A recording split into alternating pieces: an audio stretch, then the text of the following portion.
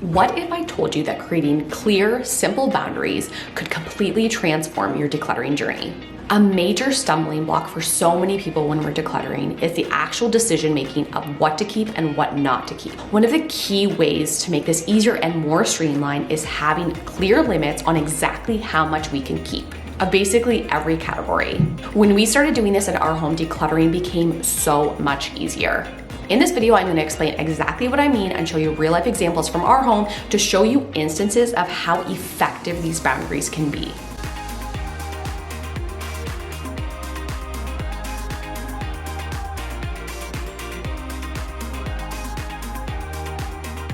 When we get to the decision-making part of decluttering, we spend so much time thinking, how many pairs of pants should I keep? How many wine glasses is appropriate? How many family photos is normal? Having clear, simple limits means that decluttering requires way less brain power, which means we are way more likely to succeed and create this beautiful decluttered home that we just love living in. There are two types of boundaries. Number one are physical boundaries. So these are bins, baskets, cupboards, shelves, drawers, basically anything with a wall that physically controls how much you can keep of a specific category. Boundary number two is quantity. So basically controlling how much you keep of a specific category. So let's just say you have mastered your wardrobe and you know that over years of experience that having 4 pairs of work pants is the perfect amount for you to keep it manageable, and you know you can easily look after this many while also feeling like you have variety and options in your wardrobe. In this video, I'm going to focus mostly on physical boundaries simply because that's what we mostly use in our home. Category number one are keepsakes. Keepsakes are obviously deeply personal and sentimental to us. And for that reason, I think it is so important to feel like we are confidently managing and we know where we have these items and we know they are safe. In our household, my husband and I have decided on 1 bin each for our keepsakes, our treasures, the things that are most important to us. 2 of the exact same bin, the exact same size, obviously to make it fair. To be honest, I wish we had each chose like maybe 2 smaller bins because these are so heavy and so annoying if we ever want to move them. But in general, just having these limits works really well for us. Last year, Scott's parents actually dropped off a big box of like childhood keepsakes of his that I didn't even know existed, that he had obviously left at their house when he moved out 15, 20 years ago. And honestly, without even much discussion between us, he knew, because we'd already decided on these limits, he knew that he was gonna have to make some decisions and decide, you know, what are the items that are most important to me that I definitely wanna keep, and what are some items that maybe that's just not quite as important to me as it maybe it used to be or it was at one point, and I know I can pass that along or let it go. And having that physical limit makes it so much easier to manage what I keep and what I don't keep.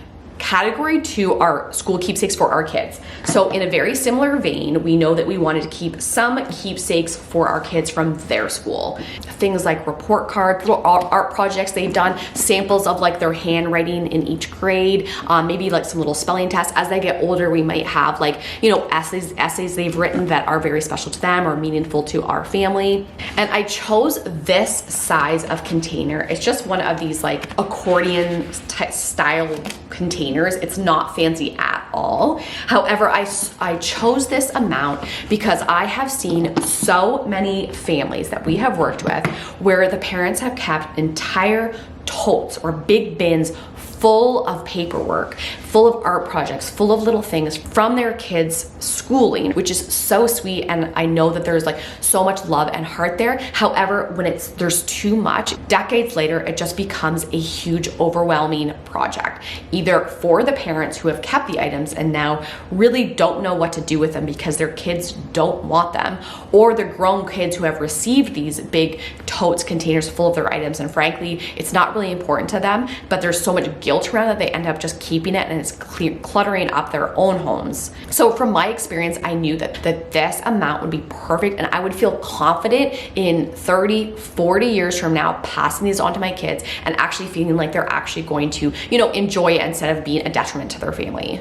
Category 3 is our party bin. And this is a bin that holds everything that we need, that we use when we have company over for special occasions. Birthday candles, our little birthday banner that we hang, balloons, seasonal napkins, all that sort of stuff. Party supplies are often something that can become like overwhelming so quick because frankly, at the end of, hosting a party or hosting anything, we are usually so tired that we're like, I don't care, just clean it up, put that Easter themed tablecloth in the basement and I will deal with it later. And then sometimes that later really happens 5-10 years down the road or really never.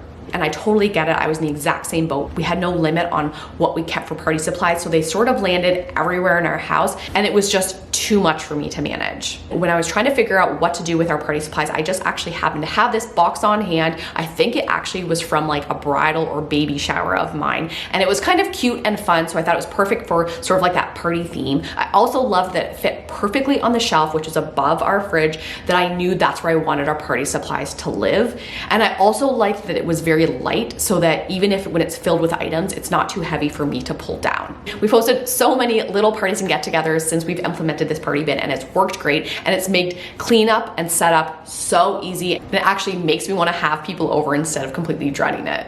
Category 4 are mugs and glasses. So I know how crazy and overwhelming kitchens can feel. I absolutely feel you. However, the beauty of kitchens is that they sort of have all these built-in limits.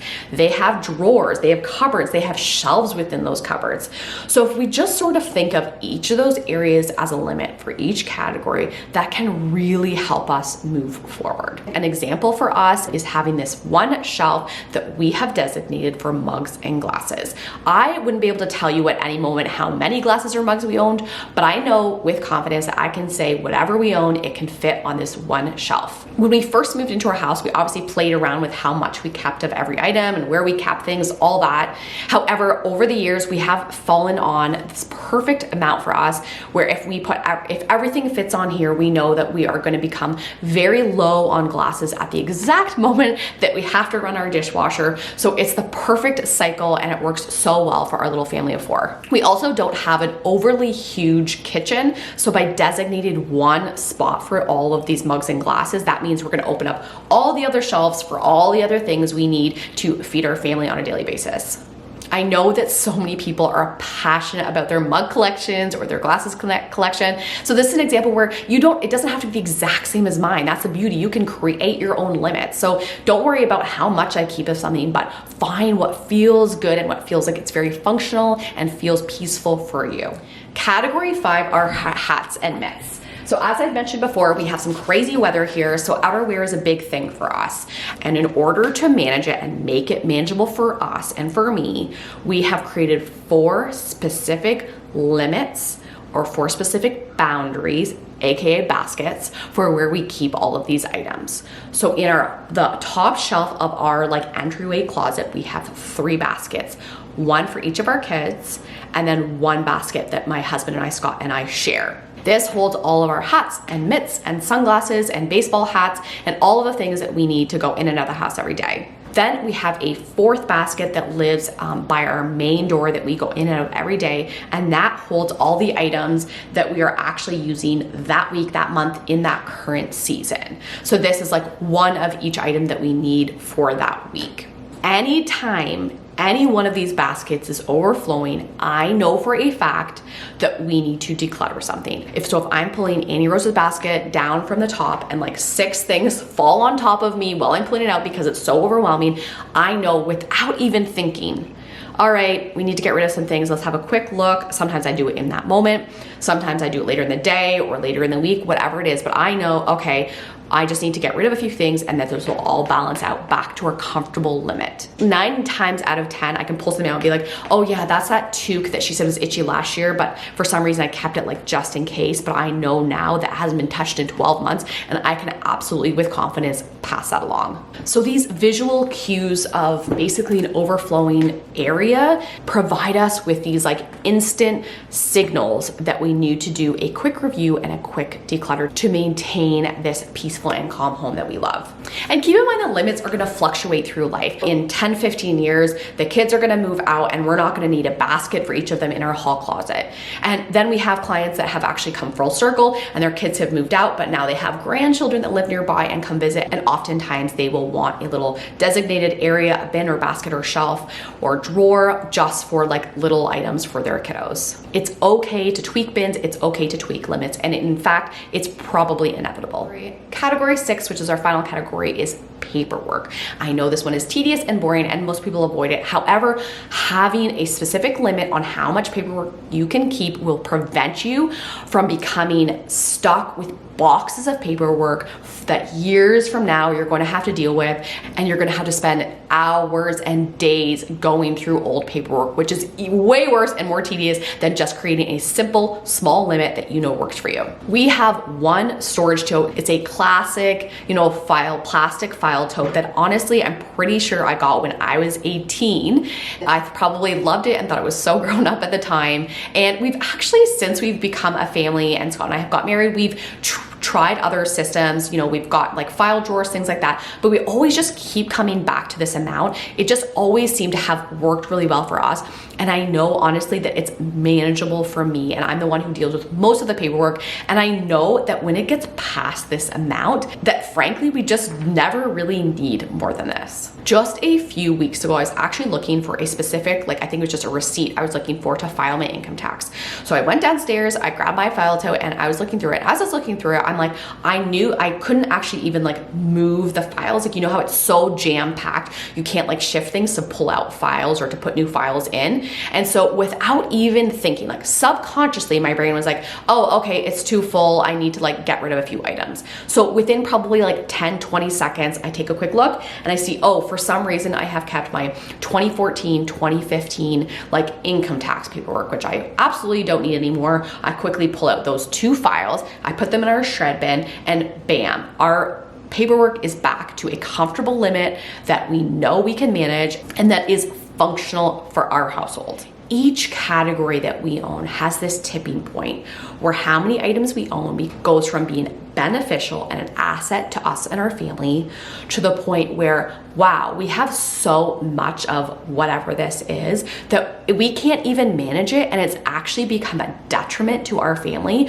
rather than being a benefit or an asset, which is what it should be. Finding that tipping point and creating boundaries to ensure that limit is maintained will get you so far ahead when it comes to decluttering. If you found this video helpful, please like it and share with a friend.